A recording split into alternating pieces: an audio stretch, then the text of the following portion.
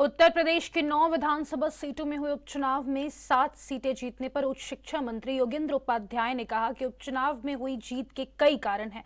साथ ही उन्होंने विपक्ष पर हमला करते हुए कहा कि विपक्ष द्वारा फैलाया गया पीडीए का नारा शगुफा फेल हुआ है और बांटेंगे तो काटेंगे का नारा सकारात्मक सफल हुआ है। वहीं संभल में हुई घटना पर उच्च शिक्षा मंत्री ने क्या कुछ कहा, आइए आपको सुनाते हैं।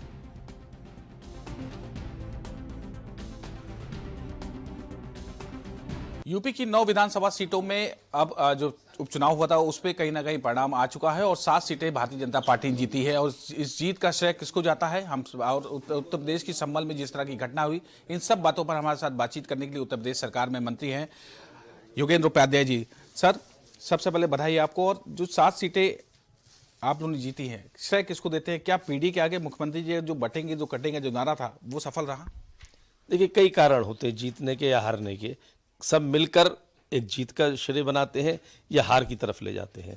इसमें एक तो हमारे मोदी जी और योगी जी का नेतृत्व और कृतित्व, दूसरा उनके बौने व्यक्तित्व उनके नेतृत्व के, दूसरा ये कि हमारे जो पिछले दिनों लोकसभा के चुनाव में वो एक राजनीतिक ठग साबित हुए थे और उन्होंने ठगी की थी जनता से। जनता के सामने वो पर्दाफाश हो गया जब इन्होंने कहा था कि अगर मोदी तीसरी बार आएंगे तो संविधान बदल देंगे, मोदी तीसरी बार आएंगे तो आरक्षण बदल देंगे। मोदी जी तीसरी बार आ भी गए, संविधान भी नहीं बदला, आरक्षण भी नहीं हटा।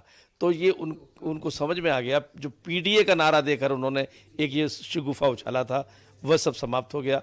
इसलिए जनता ने एक तरफ ठग खड़े थे, एक तरफ ट्रैक रिकॉर्ड एक खड़ा था कि अंतिम छोर पर बैठे व्यक्ति तक का विकास कैसे करना है, और एक तरफ मात्र विभाजन की राजनीति थी।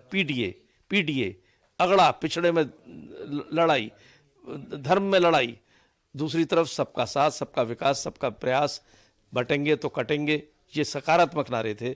तो जनता सकारात्मक नारों की तरफ गई है, सकारात्मक कृतित्व की तरफ गई है। एक सवाल है कि यूपी के संभल में कल जाम मस्जिद का जो सर्वे हुआ था उस दौरान कल घटना हुई, उसमें 2 लोगों की, लगभग 4 लोगों की मृत्यु उसकी पुष्टि हो चुकी है और कई पुलिसकर्मी भी घायल थे इसमें। और ये कह सकता है कि उसमें लोगों को उसमें वो भी किया गया है। तो क्या मानते हैं इस घटना के पीछे कोई साजिश थी या ये घटना हुई है? देखिए, साजिश तो निश्चित थी, वरना इतने सारे लोग यकायक आकर कानून व्यवस्था को चुनौती देने लगे, ऐसा नहीं हो सकता। एक कोर्ट का आदेश था, जब कोर्ट का आदेश था उस पर सरकारी तंत्र आया था, कोई एक पक्ष नहीं आया था, तो इसको 2 पक्षों की तो लड़ाई कहा नहीं जा सकता। सरकारी तंत्र पर कोर्ट के आदेश पर जो उपस्थित हुआ उस पर हमला था एक वर्ग का, और वो हमला नियोजित था वहाँ के समाजवादी पार्टी के नेताओं का, समाजवादी पार्टी के लोगों का। और वो इसलिए था कि अभी जो चुनाव हारे हैं उससे जो जनता में उनकी स्थिति बन रही है, उस स्थिति से बचने के लिए उन्होंने एक नया ये शगुफा छेड़ा, कानून व्यवस्था को चुनौती दी है। लेकिन योगी राज्य है, कानून को हाथ में लेने वाले बख्शे नहीं जाएंगे।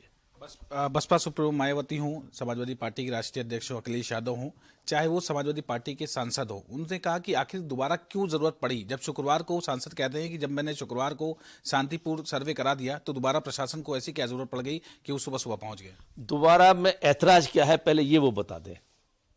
अगर मान लीजिए एक बार टीम गई, उसने सर्वे किया, दोबारा टीम जाती है, सर्वे करती है, उसमें ऐतराज क्या है? राम जन्मभूमि का सर्वे तो 100 बार हुआ है, तब निश्चित हुआ कि ये बात सत्य है कि प्रभु श्री राम का यहाँ कभी मंदिर रहा था। ऐसे ही अगर वहाँ पर गई टीम तो कोई बलवा करने तो गई नहीं थी। बलवाई क्यों इकट्ठे हुए, ये प्रश्न होना चाहिए। प्रश्न करने वाले ये प्रश्न कर रहे हैं कि दोबारा टीम सर्वे क्यों हो रहा था।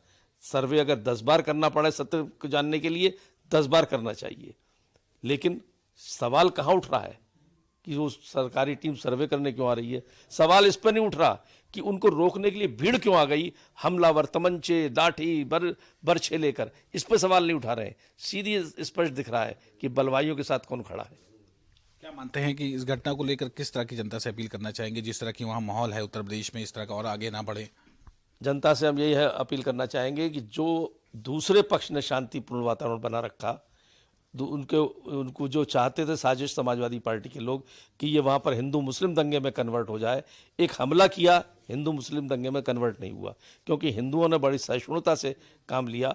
और मैं आपके माध्यम से मुस्लिम भाइयों से भी कहना चाहूँगा कि अपने स्वार्थी नेताओं के जो भावना उभार के राजनीति करना चाहते हैं उनके बहकावे में ना आए, सत्य को सामने आने में कभी पीछे नहीं हटे। दोषी होंगे उनको बख्शा नहीं जाएगा। बिल्कुल नहीं बख्शा जाएगा। दोषियों को उचित दंड मिलेगा जिससे आगे कोई ऐसे अपराध करने की हिम्मत ना जुटा पाए। धन्यवाद है उत्तर प्रदेश सरकार में मंत्री योगेंद्र उपाध्याय जिन्होंने कहा कि संभल घटना में जो भी दोषी उनको बख्शा नहीं जाएगा और कहीं ना कहीं जो विपक्ष है वो कहीं ना कहीं ध्यान भटकाने का काम कर रहा है। कैमरा पर्सन दानिश के साथ नितिन सिंह, एएनबी न्यूज, लखनऊ।